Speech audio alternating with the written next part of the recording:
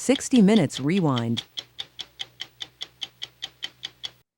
The online auction site eBay launched the e-commerce revolution when it was founded more than 20 years ago. Over the decades, it's drawn in 134 million users, from mom and pop collectors on the hunt for bargains to small business owners. In 2022, users sold almost $74 billion worth of goods through eBay. But last month, buried in an otherwise dull annual financial disclosure, a note on page 105 hinted at a scandal inside the Silicon Valley giant. It refers to an inquiry from the U.S. Attorney about the stalking and harassment of the editor and publisher of an online newsletter at the hands of eBay employees. Tonight, we will introduce you to the couple that was the target of that stalking. They loved eBay so much, they started a publication to help people who sell stuff on the auction site, and then found themselves the focus of a terror campaign. We met Ina and David Steiner in Natick, Massachusetts, a quaint Boston suburb where the couple had enjoyed a quiet life until the summer of 2019. You called it psychological warfare. It felt like corporate terrorism because we were terrorized, and it was very calculated. It was very vicious. One of the things that we also learned was what sadistic pleasure these people took in terrorizing us. The Steiners have been married for more than 30 years and worked together from their home for more than 20. They publish a news website called E-commerce Bites. David handles the business side of things, and Ina does the reporting. What do you cover? Who's the audience? We cover industry news. So what I do is I follow what's happening and how it impacts sellers. People would write to us and they would say, hey, I'm having a problem with Amazon, or I'm having a problem with eBay. So we said, well, let's put up a section where we can just be a conduit. That's all we ever wanted to be, a conduit for sellers to tell their problems, tell their issues, share information. And give them a voice. Most of their 600,000 readers are sellers on eBay, Amazon, and Etsy. But the Steiners say e-commerce executives also read Ina's articles closely. Industry observers would contact us with questions as there were certain things going on, and Wall Street was very interested because these were public companies, and they needed to know. Tell me what happened when you opened your email on the morning of August 8th. Well, we were getting bombarded with sign-ups to crazy newsletters. Newsletters the Steiners never signed up for. Sin City Fetish Night, the Satanic Temple, the Communist Party, and dozens of others. Then somebody started harassing us on Twitter through direct messages. What were you seeing on Twitter? Threats. It was basically shut up or else. And it was as blatant as that. But much more threatening than that, and so vulgar, we can't show you many of the messages. 3 days later, the Steiners got a strange call. Somebody left a voicemail for us saying they couldn't fulfill the order for a wet specimen. And David was the one who called, and he said, what is a wet specimen? And it was a pig fetus. That's when my heart sank, because I thought, who might be angry at something I wrote? And I couldn't figure it out. I mean, we were desperately trying to think, who could it be? Is that when you called the police?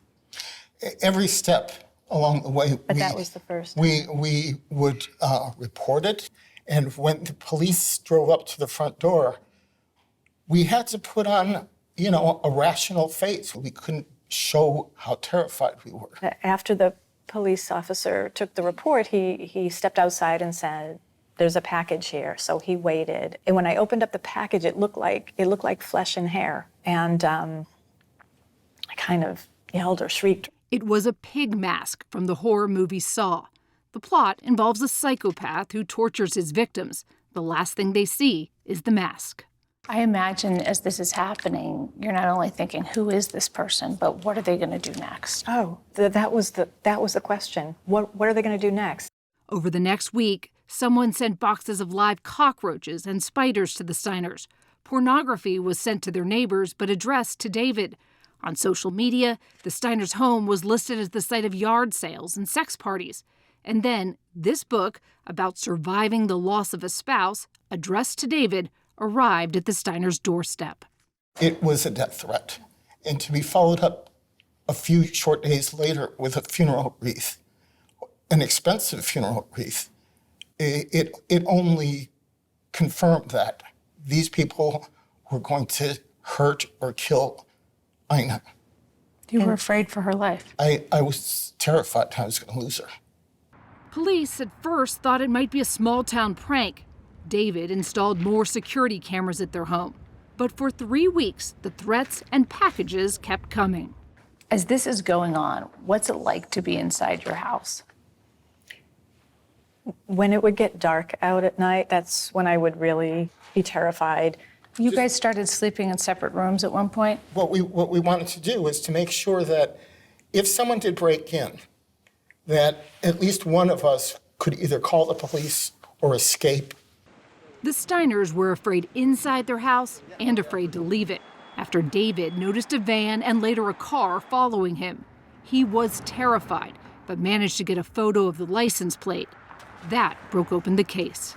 I'm a guy who likes to dig up things. I sometimes don't get the end result, and that's why I rely on smart guys like this. Natick Detective John Haswell was working the case with Sergeant Jason Sutherland. He ran the license plate of the car that had been following David. And it came back to a rental agency, and I contacted the rental agency and got the name of the renter, Veronica Zay. I didn't know anything about the Steiners at this point other than what was going on with them. So this was the first time that I called them. I said, are you familiar with the name? And they weren't.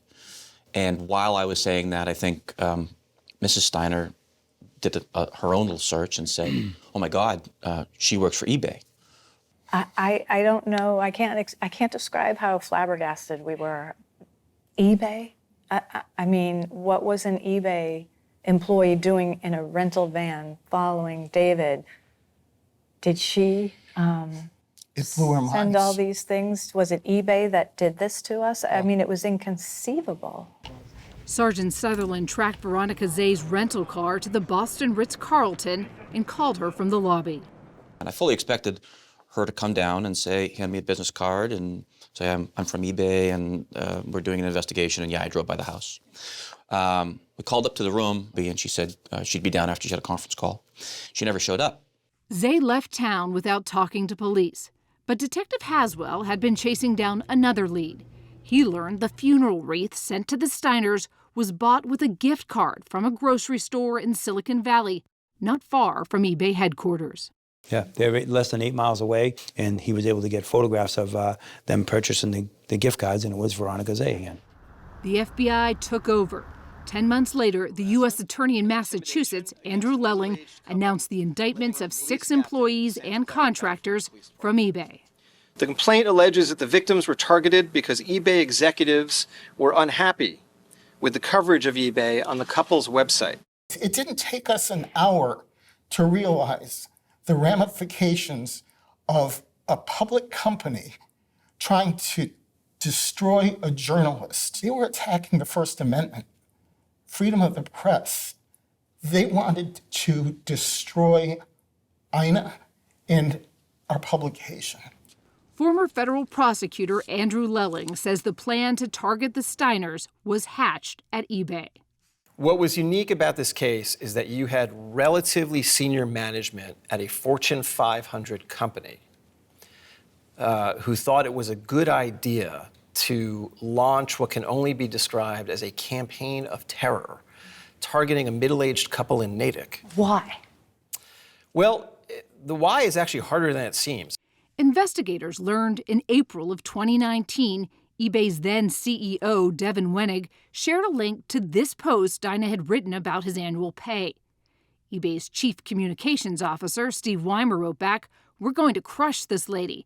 About a month later, Wenig, the CEO of eBay, texted, "Take her down." Prosecutors say Steve Weimer later texted eBay security director Jim Baugh, "I want to see ashes, as long as it takes, whatever it takes." Just a few days later, investigators say Baugh set up a meeting with his security staff at eBay's California headquarters, posted a map of Natick on the wall, and then dispatched a team to Boston.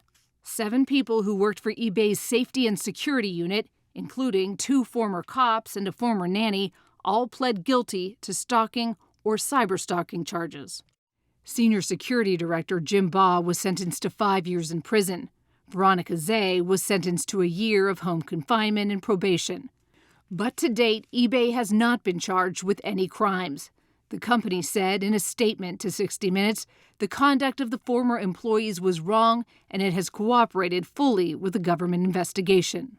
The plan was hatched in eBay's headquarters in a conference room. It was paid for ultimately by eBay. Don't they bear any responsibility for this? They may, but cases are common where an employee inside a company uses company resources to do wrong. In every one of those cases, it's not necessarily true that the company itself is responsible. And Lulling says there was not enough evidence to file criminal charges against eBay's top executives, Devin Wenig or Steve Weimer. But when he says or texts, I want to see ashes, whatever it takes. People say things like that all the time, especially senior people in companies. It's not the same as I am knowingly joining a criminal conspiracy to cyberstalk a couple in Natick. People use loose talk like that all the time. Let me ask you something. If you have a dog that is trained to attack, and then you give them the command, take her down, aren't you as responsible for the damage that happens? It's obvious that it started from the top. Jaleese McDonough and Rosemary Scapiccio are representing the Steiners in a civil case against eBay and its former executives. If you're in the C-suite, it's your job to know what your employees are doing. How did you sit back and say you didn't know? Especially when good things were happening and you know, the share prices were increasing. They were all, you know, patting themselves on the back. We did that. But then when something like this happens, they turn around and say, we had no idea. We had no idea this was happening. We've seen these text messages from Wenig and from Weimer.